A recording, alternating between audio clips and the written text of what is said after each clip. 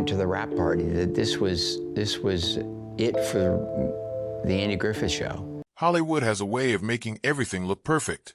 The smiling faces, the warm handshakes at award shows, the carefully worded interviews, where everyone claims they got along just fine.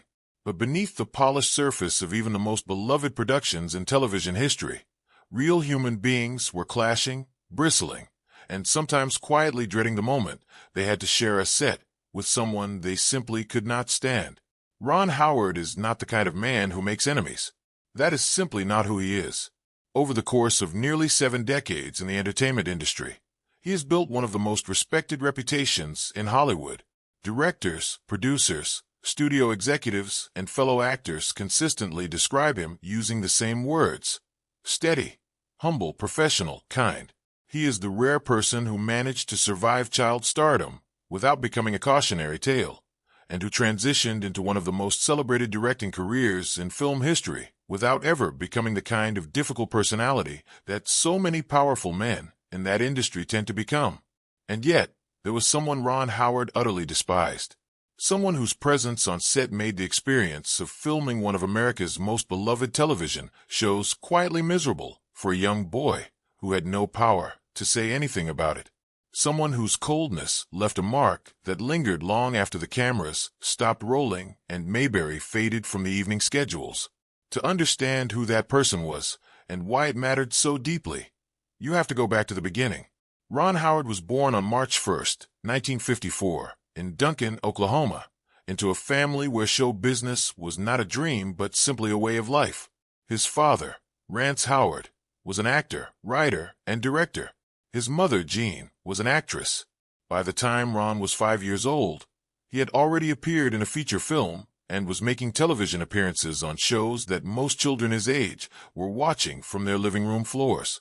He was, by any measure, a working professional before he ever lost his first tooth. But everything changed in 1960. That was the year a 6-year-old Ron Howard, billed in the credits as Ronnie Howard, walked onto the set of a new CBS sitcom and began playing Opie Taylor, the young son of widowed Sheriff Andy Taylor in the fictional small town of Mayberry, North Carolina. The show was called The Andy Griffith Show, and it would run for 8 seasons, produce 249 episodes, and become one of the most enduringly beloved programs in the history of American television. For a child, the experience of working on a show like that could have been extraordinary in every possible way, and in many respects it was. Andy Griffith himself was a warm and generous presence.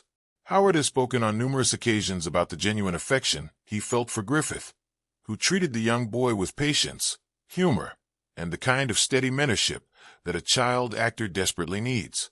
Don Knotts, who played the beloved bumbling Deputy Barney Fife, was funny and loose and endlessly entertaining to be around. The atmosphere that Griffith created on set was, by most accounts, collaborative and good-natured. But there was one cast member who did not fit that warmth. One cast member whose presence cast a different kind of shadow. And that was Frances Bavier. To the millions of Americans who watched the Andy Griffith Show week after week, Frances Bavier was Abby Taylor. She was the quintessential television aunt, nurturing and no-nonsense in equal measure, the kind of woman who showed love through home-cooked meals and gentle scoldings. She won an Emmy Award for her portrayal in 1967, and her face became one of the most recognizable in American television history. What the audience saw was warmth. What the cast experienced was something far more complicated. Frances Bavier was born in New York City in 1902, and she came to the role of Aunt Bee with decades of serious stage and screen experience behind her. She was, in the truest sense of the word, a professional. She took her craft seriously, prepared meticulously, and expected a level of discipline and precision from everyone around her that not everyone was comfortable matching.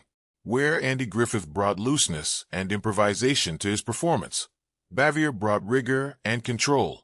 Where the set atmosphere tended toward relaxed and playful, she preferred focus and formality. This was not simply a matter of different personalities tolerating each other on a professional level. The friction was real, documented by multiple people who worked on the show, and felt most acutely by those who had to share the most screen time with her. For Ron Howard, a child growing up on that set across 8 years, The experience of working opposite Frances Bavier was one of persistent unease. She was not cruel in any theatrical sense. She did not yell or demean. But she was cold. She maintained a wall between herself and her co-stars that never came down. And for a young boy who was already navigating the unusual pressures of being a child in a professional environment, that coldness left its mark. Howard has rarely spoken about this directly in blunt terms, because that is not his style. But those who worked alongside him and knew the cast well have confirmed over the years that the warmth audiences assumed existed between Opie and Aunt Bee behind the scenes simply was not there. The chemistry was a performance. And for a child, performing chemistry with someone who gives you nothing in return is an exhausting and disorienting experience. There is a particular episode of the Andy Griffith Show that fans often remember fondly called The Pickle Story. In it, Aunt Bee makes a batch of pickles that are, by every measure, absolutely terrible. The joke is that the family must endure eating them rather than hurt her feelings. It is remembered as one of the funnier episodes of the series, a gentle, sweet piece of small-town comedy. What the audience did not know was that Ron Howard hated pickles. He found them genuinely revolting. And in order to film that episode with the multiple takes that a television production requires, he had to eat jar after jar of them in scene after scene. It was, by any child's accounting, a miserable day of work. But the pickles were only half the misery. The other half was sitting across from Frances Bavier and being required to perform warmth and connection that he did not feel and that she, frankly, was not offering. That combination, the physical discomfort and the emotional distance, became a kind of symbolic snapshot of what his years on the show with Bavier were often like. Not dramatic, not explosive, just quietly difficult in a way that a child could feel but could never quite name or address. Howard kept his head down. He was a professional, raised by professionals, and he understood instinctively that the job was the job regardless of how you felt about the person sitting across from you. He smiled. He delivered his lines. He did his work. And when the camera stopped rolling, he kept whatever he felt about Frances Bavier firmly to himself. The more explosive version of this dynamic was not between Howard and Bavier, but between Bavier and Andy Griffith himself. And it is a story that ran for nearly the entire length of the show's production before finally reaching a resolution that neither of them could have predicted. Andy Griffith was the heart and engine of the show. He set the tone. He drove the creative direction, and he created the atmosphere that made the production feel like a family, at least for most of the cast. He was sociable, warm, and committed to making the experience good for everyone involved. Bavier wanted none of it. Her deeply private nature and exacting professional standards kept her at arm's length from the camaraderie that Griffith worked to build. She did not socialize. She did not participate in the informal bonds that the rest of the cast developed. And when Griffith, in a genuine attempt to bridge the gap between them, made the decision to visit her unannounced at her home, hoping simply to clear the air and start fresh, the gesture failed spectacularly. Bavier was intensely protective of her private space and her personal boundaries. The visit, intended as an olive branch, was experienced by her as an intrusion. Rather than bringing them closer, it deepened the divide and hardened feelings on both sides. For years, this was simply the reality of the show. Two of its most important cast members, who could not stand each other, performing togetherness for cameras and audiences who had no idea. But life has a way of eventually forcing the conversations we spend years avoiding. Near the end of her life, Frances Bavier was battling serious illness. The woman who had spent decades keeping people at a careful distance found herself in the kind of solitude that is no longer chosen but imposed. The solitude of age and declining health and the narrowing world that comes with it. She picked up the phone and called Andy Griffith. What passed between them in that conversation is something Griffith later spoke about with evident emotion. Bavier apologized.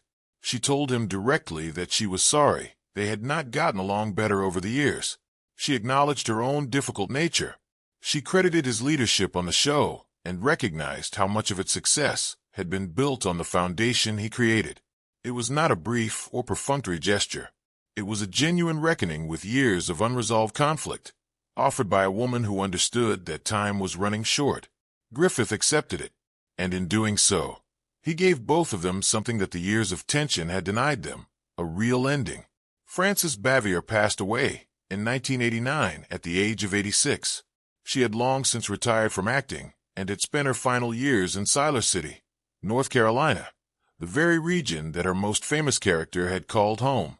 There is something quietly poignant about that choice. A woman who played a small-town North Carolina and eventually finding her own peace in the actual small-town North Carolina she had only ever pretended to inhabit. Andy Griffith lived to the same age of 86, passing away in 2012 at his home on Roanoke Island, North Carolina, a place he had made his sanctuary in the years after the show and after his career had wound to its close. Ron Howard left Mayberry in 1968 when the show ended its run. He was 14 years old, and he had spent 8 of those years growing up on a set that taught him enormous amounts about the craft of storytelling, the discipline of performance, and the complicated reality that the people you work with are never quite who they appear to be on screen. He went on. He played Richie Cunningham on Happy Days throughout the 1970s and quietly began teaching himself how to direct. His first feature film behind the camera came in 1977, and by the early 1980s, he was establishing himself as a legitimate directorial voice with the ability to make audiences laugh, cry, and everything in between. By 2002, he had an Academy Award for Best Director for A Beautiful Mind, a film about the brilliant and deeply troubled mathematician John Nash. The film swept the Oscars and cemented Howard's place among the great filmmakers of his generation. Even the controversy that surrounded it, criticism that the film had omitted significant facts about Nash's life in favor of a more emotionally streamlined narrative, did not diminish what he had built. Through all of it, the lessons of Mayberry stayed with him. The lesson that a warm exterior and a cold interior can coexist in the same person. The lesson that the performance of togetherness is not the same as togetherness. The lesson that working with someone who makes you feel small, who offers you nothing real even when the cameras demand that you pretend otherwise, leaves a mark that takes a long time to fully process. Howard processed it. He grew from it. And he carried it forward as part of the education that shaped who he became. Not as a director who makes his sets comfortable and his collaborators feel valued despite the pressures of production, but as a human being who understands exactly what it feels like when that comfort is absent. The boy who ate pickle after pickle opposite a woman who never once made him feel genuinely seen eventually became one of the most respected storytellers in Hollywood history. That is not an accident. That is what happens when someone takes every experience, even the difficult ones, and finds a way to turn them into something useful. Ron Howard despised the coldness he encountered, and then he made sure never to become it. The Andy Griffith Show is remembered today as one of television's purest expressions of American warmth, a show about community and decency and the quiet pleasures of a life lived well. That memory is not wrong. The show was all of those things, and the fact that real human tensions existed behind the scenes does not erase what it created for the millions of people who watched it. But the full story, including the friction, the coldness, the feuds, the eventual reconciliations, and the lasting impressions left on a young red-headed boy from Oklahoma, is more interesting than the myth, because it is more human. Ron Howard became great not despite the difficult parts of his journey, but partly because of them. And Aunt B, for all her legendary iciness off camera, played her own role in shaping the man who would one day stand on a stage at the Kodak Theater and accept Hollywood's highest honor. Sometimes the people who make us most uncomfortable